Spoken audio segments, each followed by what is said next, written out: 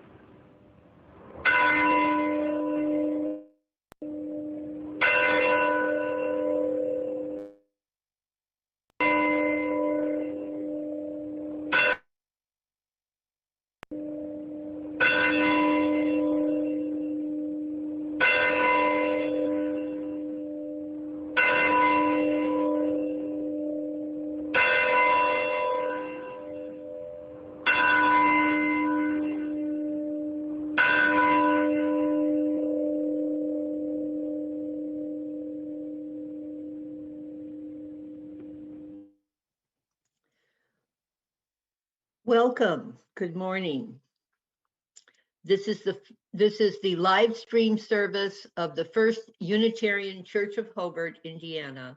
My name is Gail Thomas, and my pronouns are her and she, and I participate in the life of the church by serving on the worship committee.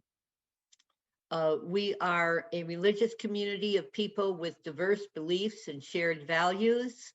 Our diverse beliefs are expressed in our 6 sources, and our shared values are expressed in our 7 principles, both of which can be found online.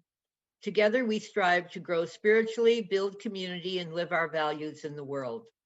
We are currently in search for a full-time minister. When we do not have a minister in the pulpit, we invite members of guests to share a special message with us.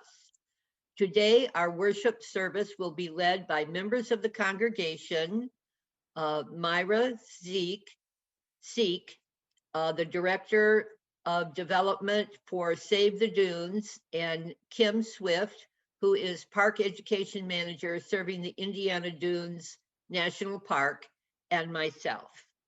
During this time of responsible social distancing, we are striving to maintain the authenticity of our services. So allow me to draw your attention to several parts of our service today. The bell you heard ringing was our actual church bell, which was recorded by Bob Allen. The chalice, which you will see being lit today, is our actual chalice inside our sanctuary, which has been made possible by James Johnson. The music you hear is recorded each week by our music director, Jeremy Jacobson, and members of our choir. If you are willing and able, we invite you to leave your video cameras on so that fellow congregants can see you just as they would if you were physically present. There will be a time in the service when you will all be unmuted briefly to say good morning to one another.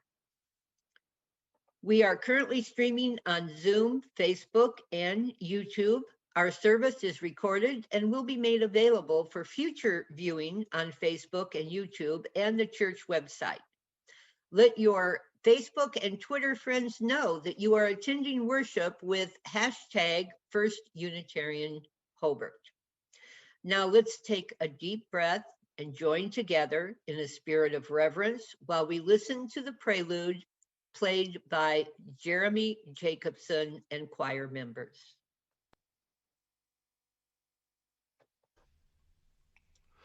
Away, the breezes of the night, they reach and move by day and night, where glad winds may steaming. They move by day and night to the day our heavenly theme.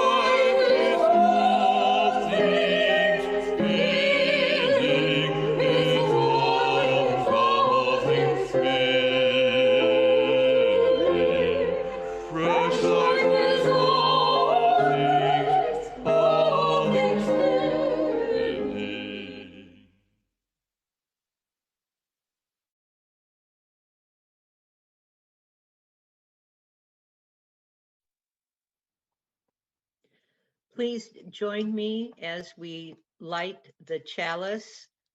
The words are printed on the screen. We call forth the life of our faith by igniting our chalice. This spark of new beginnings invites us into a sacred space to reflect where we have been and where we are going. Even knowing that this particular flame will intentionally end with our ritual extinguishing, we fear not its end, for we know that from every ending of our lives, we are sent forth to make a new beginning.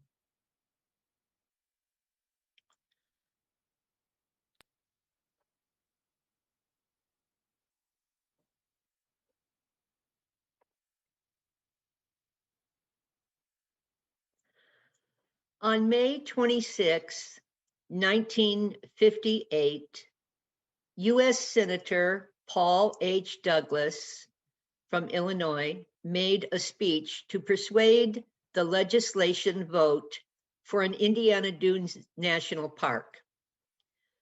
That is the quote I am going to read you. And it was titled "Standing on the Last Acre." The problem of the dunes is a symbol of the crisis that faces all America. It is as though we are standing on the last acre, faced with a decision as to how it should be used. In actuality, it is the last acre, the acre of its kind. In essence, it foreshadows the time not too far removed when we will, in all truth, be standing on the last unused, unprotected acre, wondering which way to go. Have we the courage to stand up and place physical limits on the constant, relentless march of industrialization? On this Sunday, we honor Earth Day by reflecting on our connection to the land we live on and all that it represents: the spirit of life, the ground of all being, the oneness of all existence, the community forming power, the process of life, a creative force, our last acre. We are standing on our last acre, the last acre of protected lands for this area, lands that remain environmentally sound and self-sustaining, the way land has been throughout time, changing yet vibrant, alive and natural. Through the efforts of many people and individuals throughout the history of our region, there are pockets and parcels of land that is preserved and protected. I'm sure you know of many of those and maybe have enjoyed them. Land that for thousands of years harbored human ancestors. We express gratitude and honor the fact that we live on the sacred lands of the Potawatomi original people. Now, with industrialization, natural land everywhere is losing respect as a major part of the interconnected web of all existence. Our seventh principle of Unitarianism, one of our 7 core beliefs, is respect for the interdependent web of all existence of which we as humans are a part. It is a glorious statement, yet we make a profound mistake when we limit it to merely an environmental idea. It is so much more. It is our response to the great dangers of both individualism and oppression. It is our solution to the seeming conflict between the individual and the group. It is one of the ways Unitarian Universalists come to fully embrace something greater than ourselves. Nature is healing. I hope everyone is able to get outside soon. Looks like the day is going to be great. Even if it is just to enjoy our own little patch of land around our home.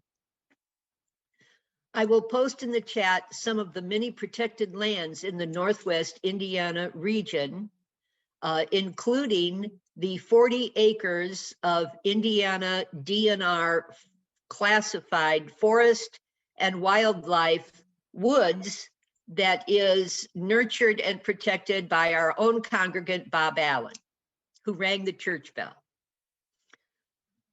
Feel free to list one of your favorite protected lands as well in the chat throughout the service. Now, please join me in our opening hymn, number 21, For the Beauty of the Earth.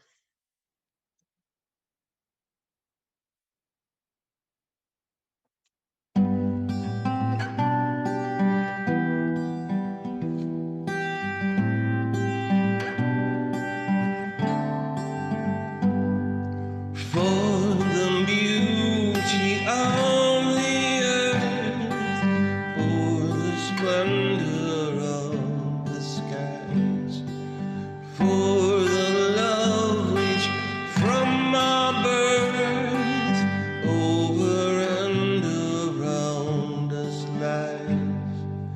Source of all, to thee we raise this our hymn of grateful praise.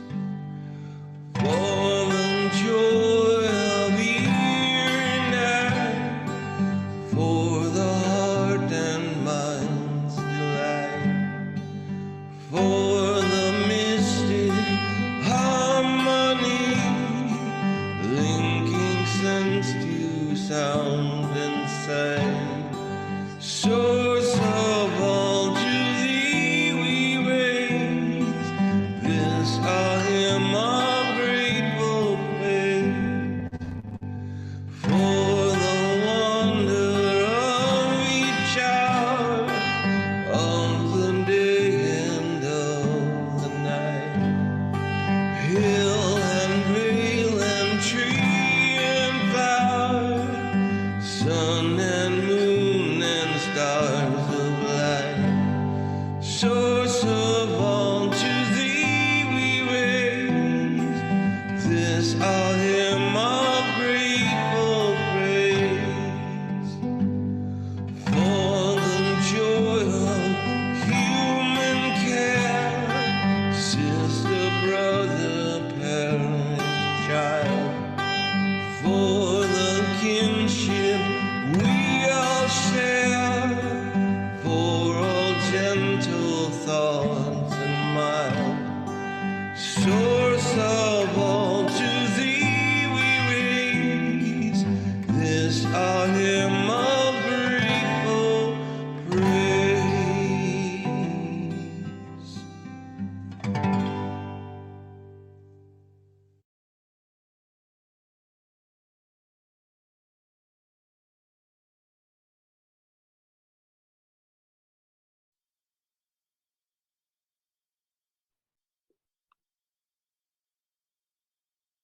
Unmute.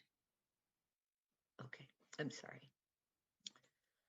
And now please join us in our affirmation of faith. The words are on the screen. Love is the doctrine of this church. The quest for truth is its sacrament. Service is its prayer. And this is our covenant to dwell together in peace, to seek the truth in love, and to help one another. You will all be unmuted for a few seconds to say a collective good morning to everyone.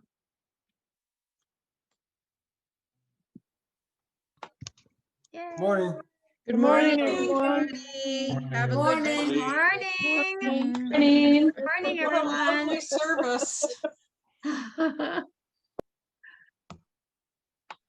Yes. Yes, light is clear. Good morning.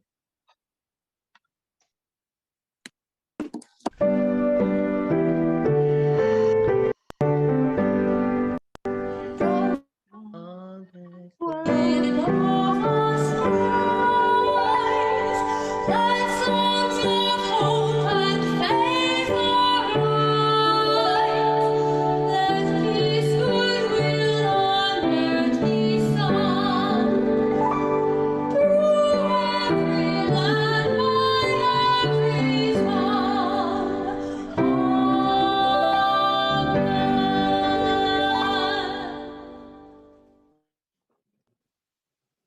Unable to gather in person, this congregation expresses our greatest joys and deepest sorrows in new ways We believe that a joy shared is magnified and a sorrow shared is diminished. We pause, listening to what arises from within our hearts.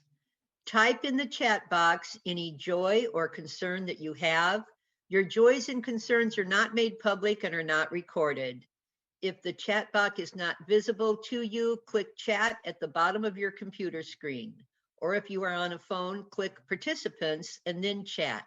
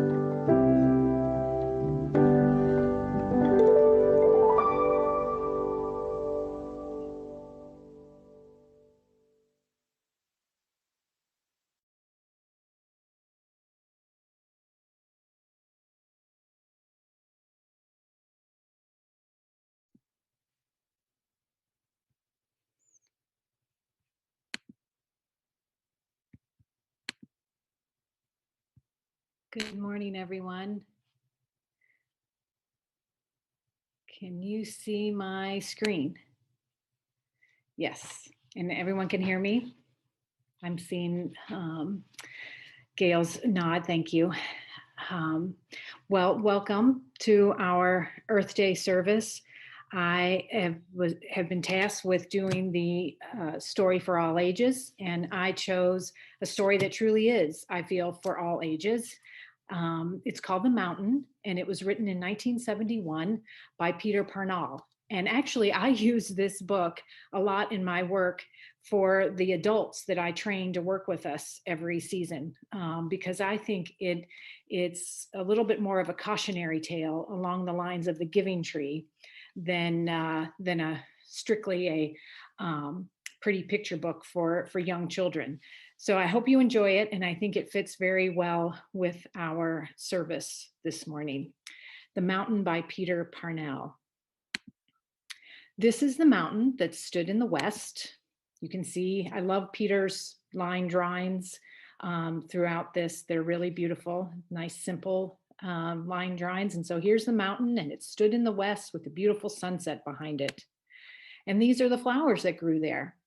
All different kinds of flowers, shapes and sizes and colors that grew on the mountain. And these are the moles that smelled the flowers. Can you see the mole at the bottom of the page, and he's lying on his back and he's pulled one of the flowers over to sniff it and enjoy. And that grew on the mountain that stood in the west. And there's the little mole again coming up out of the ground under a little mushroom. And these are the birds that lived in the trees. All different kinds of birds and colors. Real diverse wildlife here on our mountain that stood in the west. And this mountain that sheltered the deer that lived in the forest. And here's our deer with a beautiful rack of antlers and a little bluebird sitting on the top. And again, he's surrounded by mushrooms and trees and forests and flowers that grew on the mountain that stood in the west. And our little deer is taking a little rest under the tree here, or one of our deer are, and again, a really idyllic, beautiful nature scene.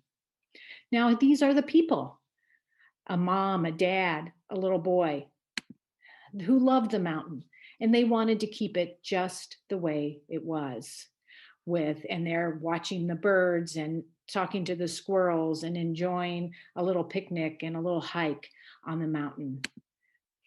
And they liked it just the way it was, so they could watch the wildlife and the birds and the butterflies and the trees. So what did they do? they asked Congress to pass a law making the mountain a national park. And a road was built.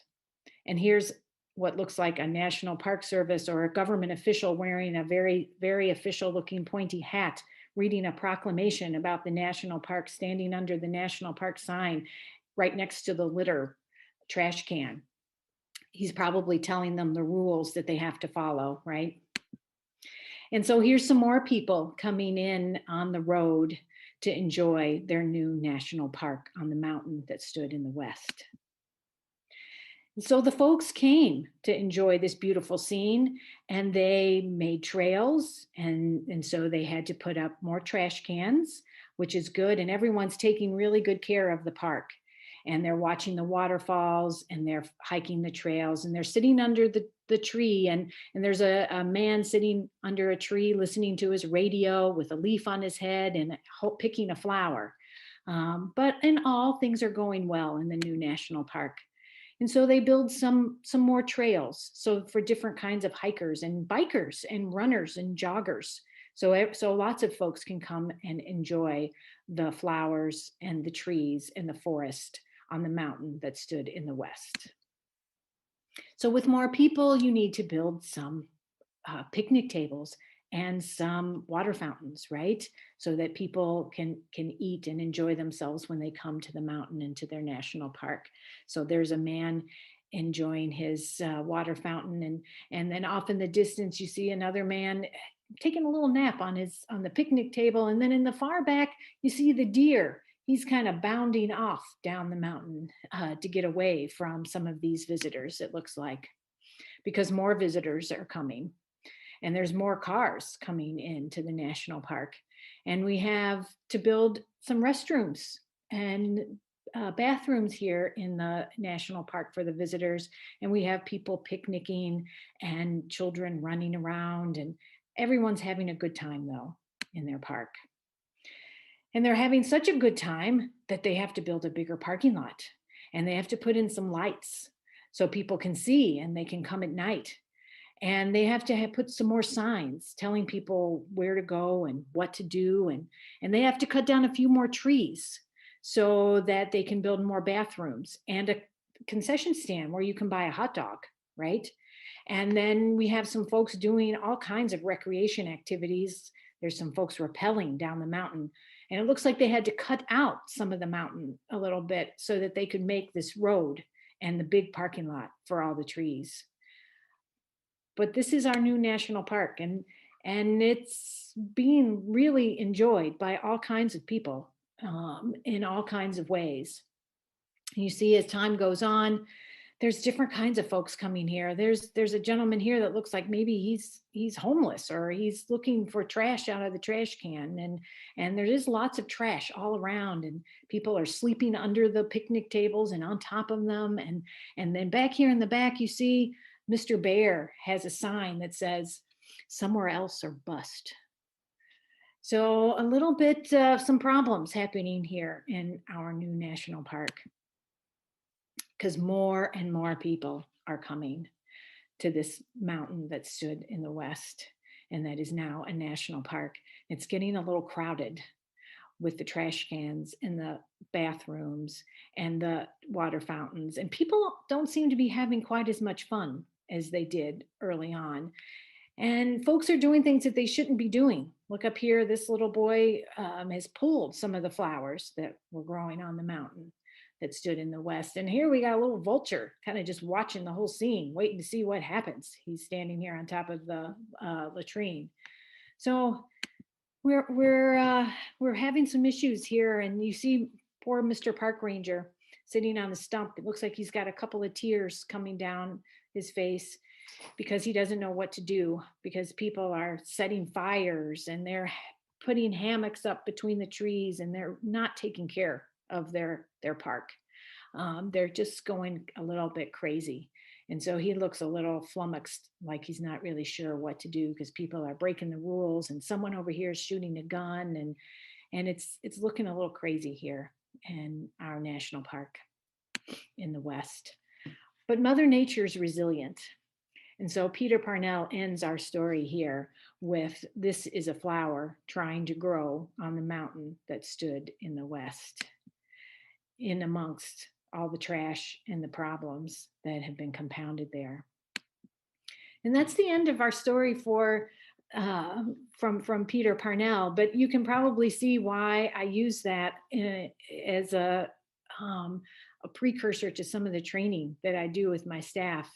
I find it a really good discussion point to talk about our role as the service, the government service that is tasked of taking care of these special places for you, for the rest of the American public, right? It's a tall order. And here in Indiana, Northwest Indiana, we don't have a mountain that stood in the west that's being protected by the Park Service. We have a big lake. We have a great lake, Lake Michigan. And we have dunes and all kinds of habitats. We have 15,000 acres that is protected here under by the National Park and by the Department of Natural Resources and the State Park. The two agencies together are tasked with caring for these acres for the public and for the for in perpetuity to take care of them. And there's all different kinds of things to enjoy and see in these two parks. We have flowers that grow in our dunes. As a matter of fact, we have over 1,400 species of different kinds of flowering plants and trees, which makes us 7th in terms of biodiversity, of floral biodiversity across the National Park Service. That's more than Yellowstone National Park. And yet Yellowstone National Park has 2 million acres, and they don't have as many different kinds of plants growing in that huge ecosystem as we do. So why is there so much diversity here? It's because there's so many different kinds of habitats. We have wetlands, and we have multiple kinds of wetlands. We have marshes and fens and spring mires and bogs and all kinds of interesting swamps and wetlands all throughout the dunes and swale of this really small but biodiverse national park that we call Indiana Dunes. And because of all of the plants and the different kinds of habitats, we have a lot of different kinds of animals too, especially birds. That we're on a migratory path. And so over 350 species of birds have been sighted here, either migrating through or nesting or living here and calling this our home. And we have success stories like the sandhill cranes coming back because of the restoration work that's been going on in the park in recent years. We have amazing rare ecosystems like this oak savanna that you can find at Miller Woods in the west end of the park. There's just a tiny fraction of oak savanna left in the world, and some of the really high quality oak savanna is found here in this park. So we have rare habitats. We have habitats that are not necessarily rare, but they help make this mosaic of all different kinds of places, such as eastern, deciduous woodlands. And we have great remnants of that where you can see all different kinds of forest species right here, along with prairies. Right next to each other. We have remnant tall grass prairie because there's a whole swath of it that comes from the west and comes into this southern band of Indiana, because we're right at the edge of major biomes meeting. Our geography plus our geology equals really amazing biodiversity, is what I like to say. And that biodiversity is seen in some of the other rare habitats like Pinhook Bog. There's only 2 bogs left in the state of Indiana that we know of at the moment. Pinhook, which is part of the national park, and Leidick Bog, which is a Shirley Hines Land Trust site in LaPorte County. Beautiful specimens where you can see orchids like the pink lady slipper orchid, and you can see insect-eating plants like sundews and pitcher plants. Things that you don't see just anywhere else, but in these special places. And so, as Gail had said, this land has been cherished and nourished and stewarded by people for hundreds, thousands of years. We know that the early woodland Indians used the dunes, the shoreline and the dunes for hunting camps. There's archaeological evidence dating back from 5,000 to 10,000 years. And the Potawatomi and the Miami came here, and this was an important place for getting medicinal plants and for hunting and gathering. And trade routes went right through here. So for generations, this land has been an important place for people. So I think that's the piece that Peter Parnell's story is trying to tell us, is that we have to figure in the people when we set aside our mountains in the West, and we can't discount people. And I put in this photograph of, this is a Prairie Club outing that took place in the early 1900s probably.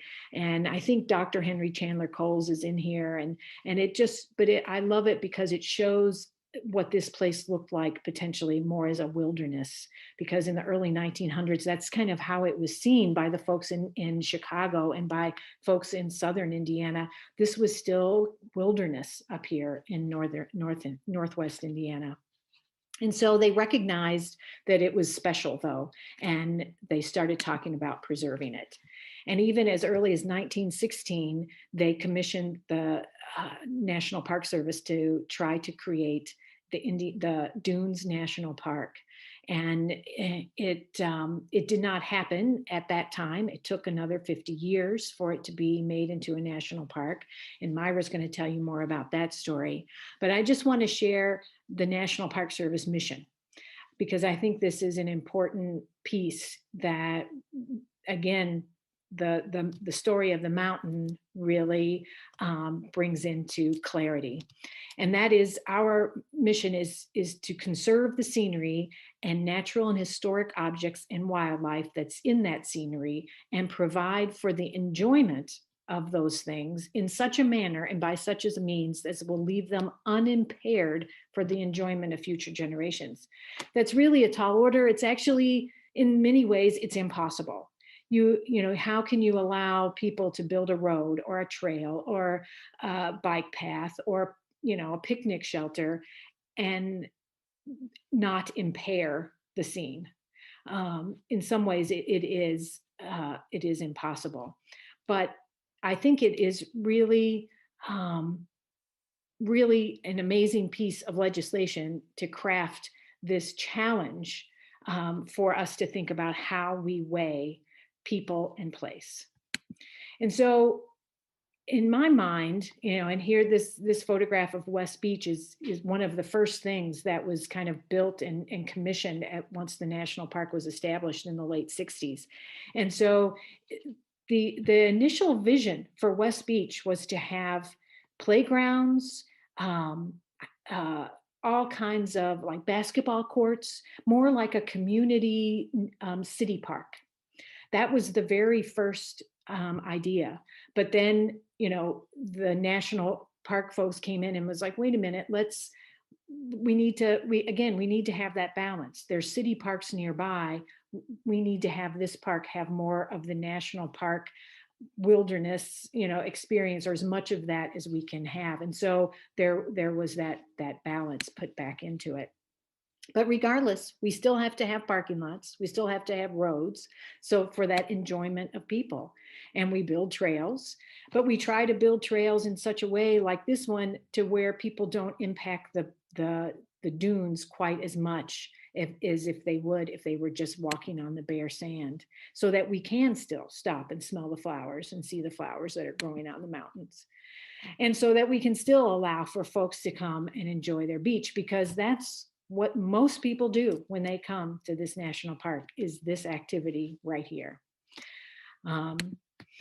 And it dawned on me as I was reading Peter's story and thinking about this and reflecting on this, that in some ways the Unitarian 7 principles, especially principle 3 and principle 7, I think really are the melding of that mission of the Park Service, because we recognize that people are important to this equation, and we have to accept and encourage whether you call it spiritual growth or educational growth in our visitors, we have to allow for that, and we have to believe in that in order that they can then become part of that interdependent web of existence.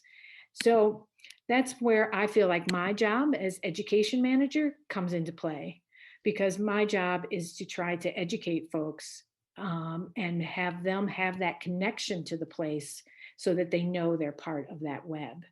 And so we have our Douglas Environmental Education Center, one of the few centers of its kind in the whole Park Service. There are not that many that are just dedicated to environmental education. And our parks legislation actually specifies education as an important component. And so, you know, we take it very seriously that people are part of the equation, and we have to help them make that connection and learn about this place and learn about its beautiful, the activities that they can do that are safe, and get them immersed and have them have fun and come to love their park, not just visit it. So, because I truly believe that by having people in parks, it's healing, it's important work, and it helps to save, you know, this planet by giving people a way to connect in a meaningful way that then will allow for parks to be healthy as well. And so I leave you with that thought, and I'm going to toss it over to Myra to finish out and share more about the history of how we got here. Thank you.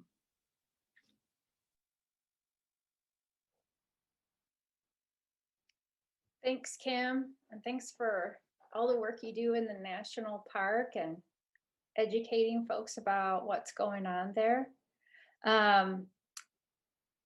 I was asked to give a talk today in relationship to where I work at, Save the Dunes. It's an organization that's been around for about 70 years. And we have very, very close ties with the Indiana Dunes National Park. And, you know, when I was asked to write this, you know, I looked back on the last 13 months of the pandemic, and I cannot help but be full of gratitude for our parks, trails, beaches, and outdoor spaces, because as with many other people, I spent a lot of time outdoors to gain reprieve from the challenges and uncertainties posed by the pandemic. And, you know, it's clear with record visits to our Indiana Dunes National Park and state parks that more people than ever were seeking solace and comfort in these outdoor spaces. So I know that I'm very grateful that the parks are here for us to enjoy.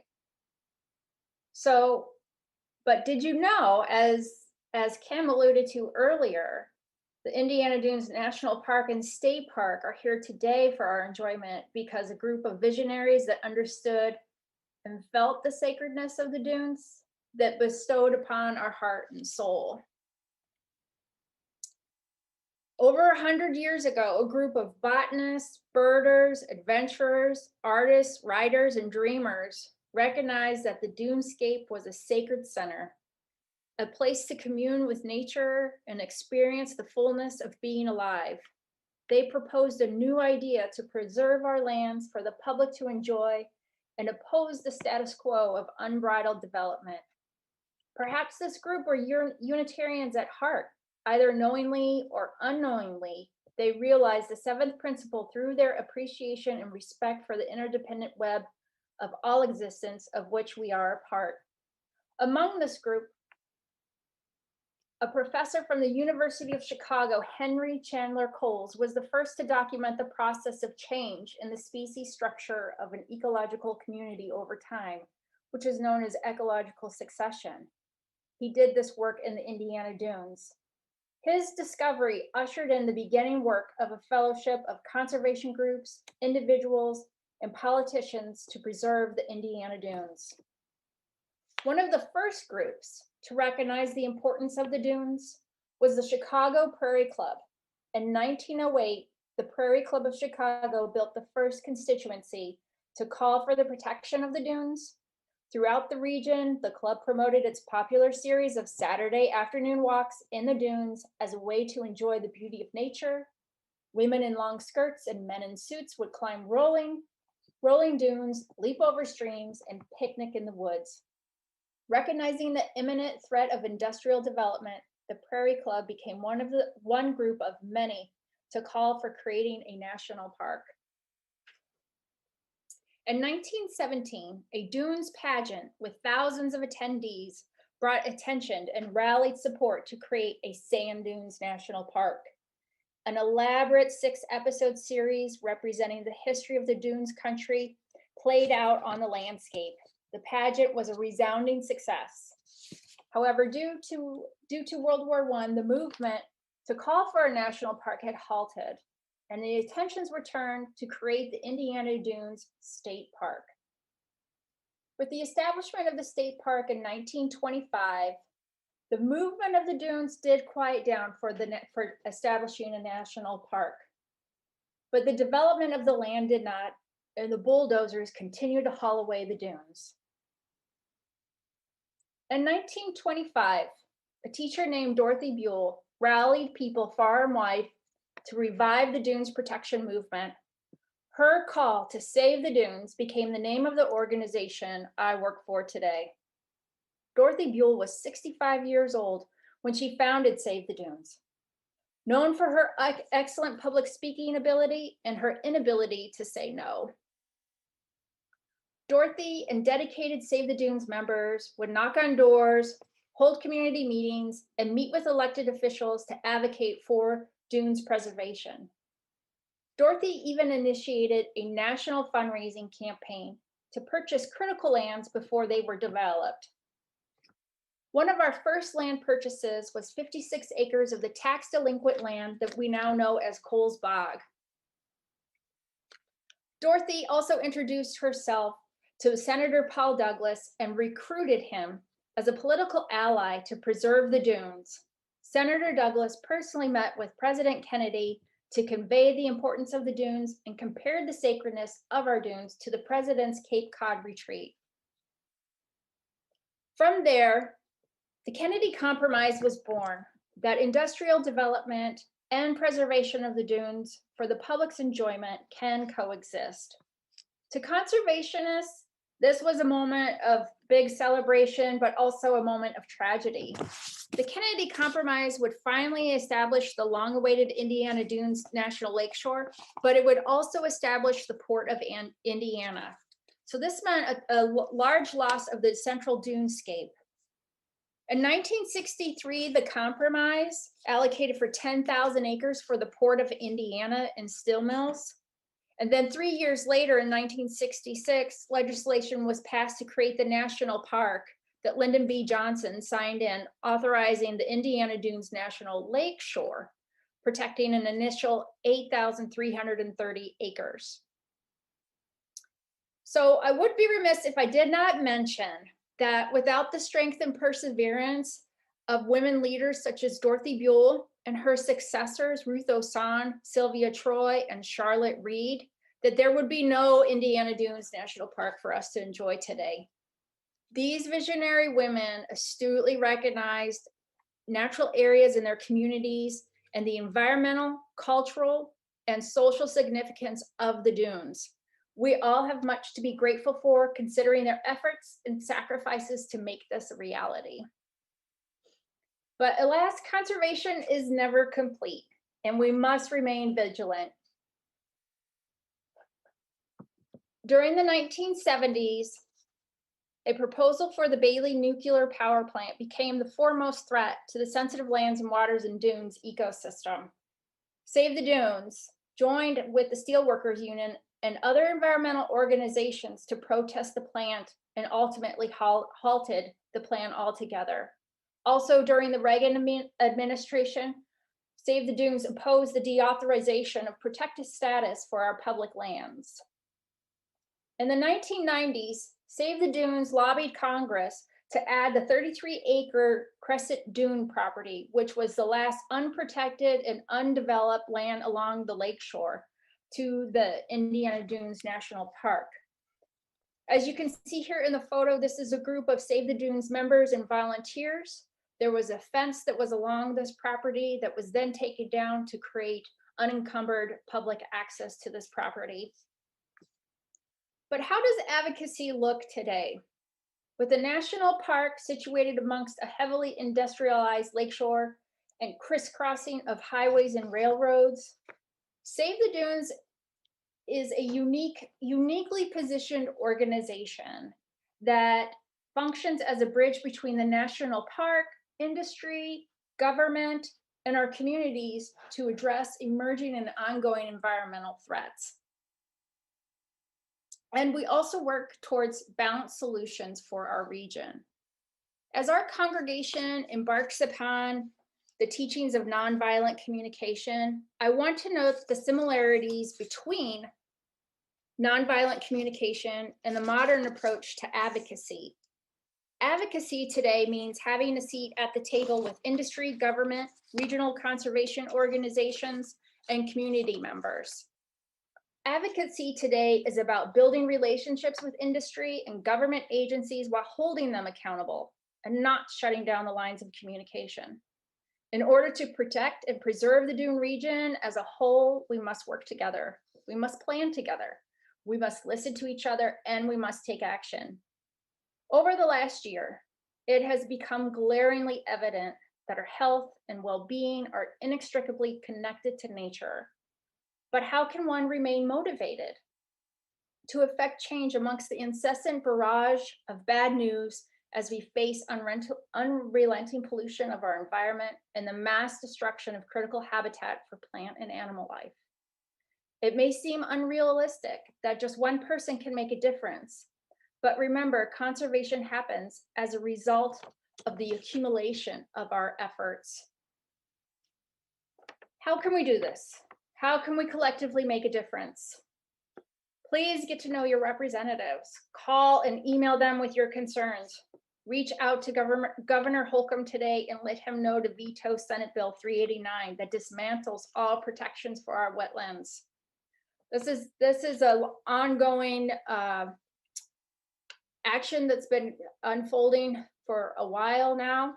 The Senate Bill 389 deregulates all the existing protections for isolated wetlands in the state of Indiana. These wetlands actually help provide flood control, plant and animal wildlife, and also work as water storage and help purify our drinking water. So if you can, reach out to the governor today or as soon as possible. So another thing that we can do is expand habitat for pollinators and birds by just simply adding native plants to your garden. There's several native plant sales going on. Wild Ones is having their sale next week. The Friends of the Indiana Dunes is having a native plant sale. But this is a way just to add a few of these to your own garden or your yard to help our pollinators. Another thing you can do is join a litter pickup or organize one in your own neighborhood. Save the Dunes is typically promoting different litter pickups that are held by businesses or organizations or individuals. And another thing you can do is support, donate, support, or volunteer at local environmental organizations. We need to live like Earth Day is every day. What every little day changes can you make to become a better steward of the lands and waters we depend upon, and they upon us? Thank you.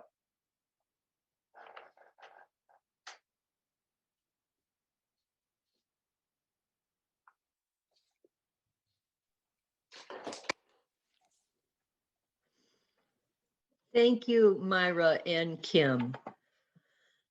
This is a great way to practice our seventh principle by honoring the land right where we live. At this time, we will do our offering, and the link will be posted in the chat. So while the music plays, please consider making a donation to help us continue our online services. go to the PayPal UU Hobart. The link will be in the chat. This is not a clickable link. You can make an offering anytime after the service as well.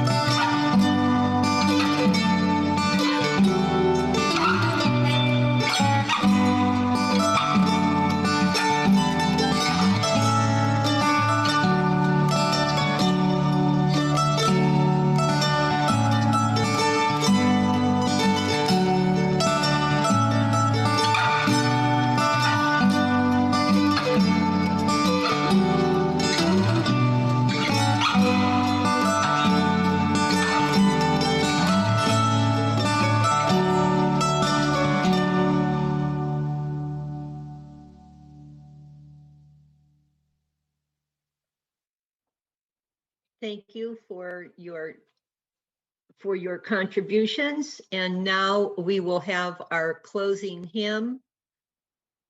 Please join me in singing song number 301, Touch the Earth, Reach the Sky.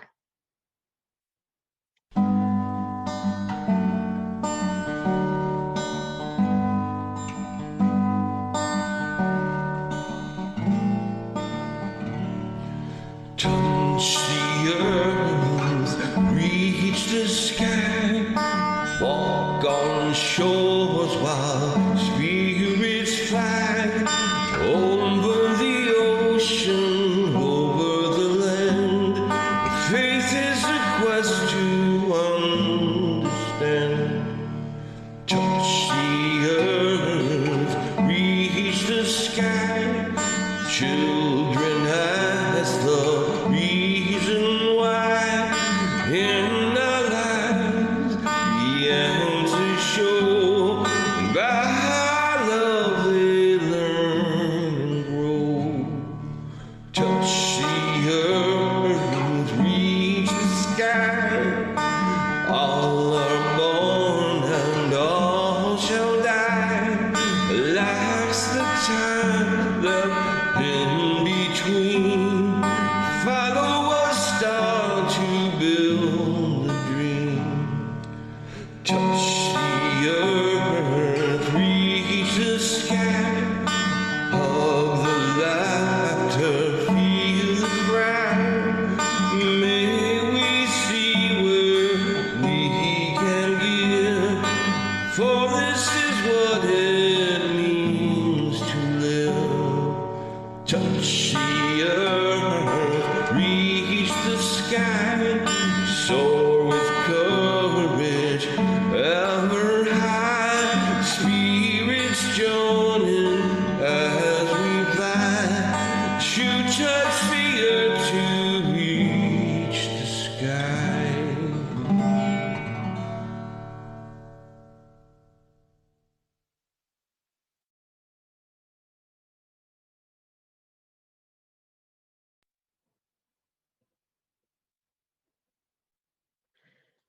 And now for our closing words. It's in the form of a prayer. Spirit of creation, remind me that there is a power in me and within all beings that is greater than anyone or anything. Remind me that I was made for this stuff and can be fully human, vulnerable, delicate, and also fierce in the force of adversity. Remind me that I need not sacrifice one way of being for the other, but get to embrace both in this work of creating more love, more justice, and beauty in the world. May it be so. Amen.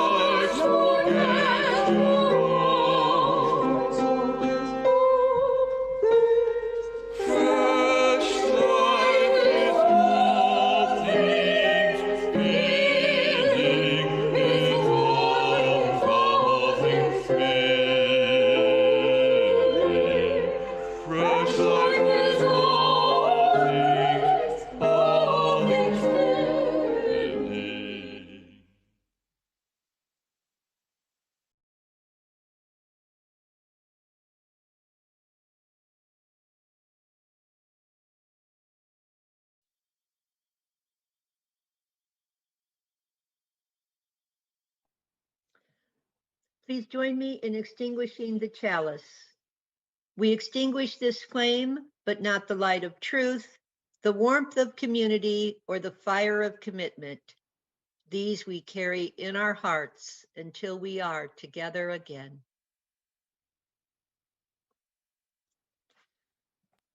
Thank you, everyone.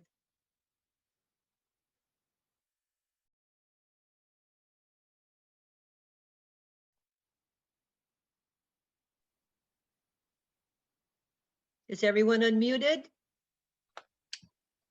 I think It's part